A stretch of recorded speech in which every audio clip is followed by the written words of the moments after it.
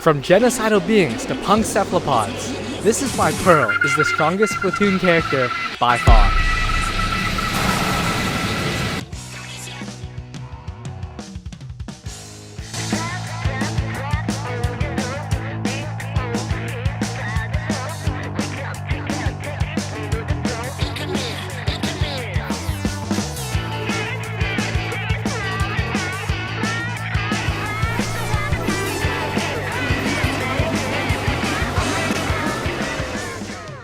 While Pearl stands above the rest, figuratively, that is, we'll start with number 5, Agent 8.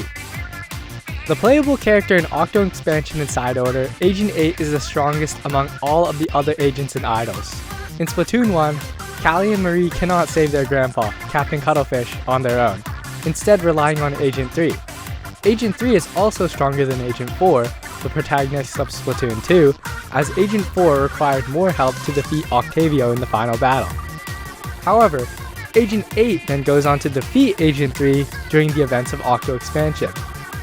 It could be argued that the protagonist of Splatoon 3, the current Agent 3, is stronger than Agent 8, as they defeat all of Deep Cut.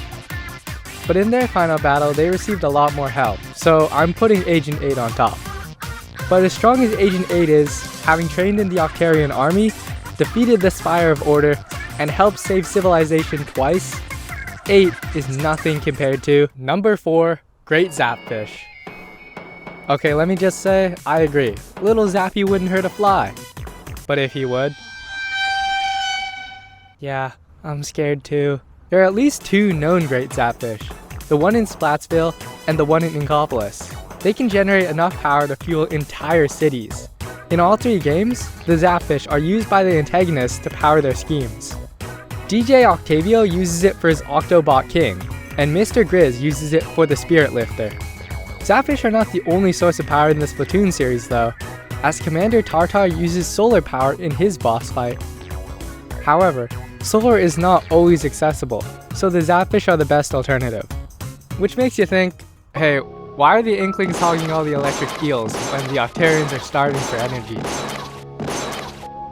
Strange, but... Number 3, Mr. Grizz. Now we're talking about the heavyweights. Mr. Grizz is the main antagonist in Splatoon 3. By founding Grizzco, he collects golden eggs to create fuzzy ooze, a substance he plans to use to turn all Inklings and Octolings into mammals. However, he can also use this substance to increase his size and strength. In the final battle of Splatoon 3, it takes the combined effort of the new Agent 3 and DJ Octavio to stop him. Not to mention Small Fry, powered up by Shiver, Fry, Callie, Marie, and Big Man. What can I say? If there's anything to take away from this video, it's that music is the most powerful force in Splatoon.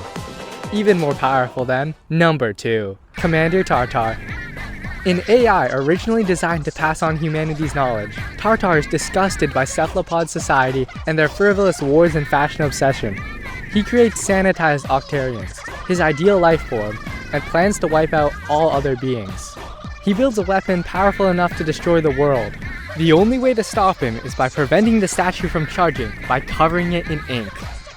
Even so, Commander Tartar decides to fire with a partial charge. Now I haven't done math in 2 years, so bear with me, but Splatoon takes place in what was Japan. According to Wikipedia, Japan is 377,973 kilometers squared, and Earth is 510 million kilometers squared.